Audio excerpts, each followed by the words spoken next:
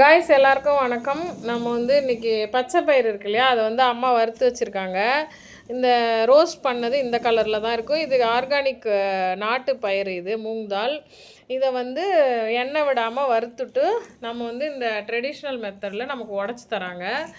வறுத்துட்டு இந்த மாதிரி போட்டு உடச்சோன்னா அது என்ன ஆகிடும், புரோக்கன் வந்து ஆகிடும், உடஞ்சிட்டு பாதி பாதியாக. இப்போ நம்ம கடையில் வந்து தோல் இல்லாமல் வாங்குகிறோம் இல்லையா, அந்தமாரி இல்லாமல் தோல் கொஞ்சம் போகும், கொஞ்சம் ஒட்டின்னு இருக்கும். ஆக்சுவலாக தோலோடு தான் சாப்பிட்ணுன்ற கான்செப்ட் அது.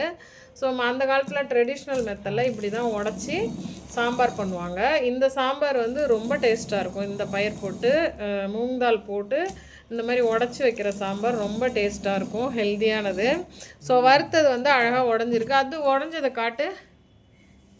இதை எடுத்து புடச்சாங்கன்னாக்கா அந்த தோலெல்லாம் போயிட்டு நமக்கு பயிர் மட்டும் வந்து கிடச்சிடும். ஸோ எல்லோரும் ஹெல்த்தியாக சேஃபாக இருக்கணும்னு நாங்கள் வேண்டிக்கிறோம். தேங்க்யூ.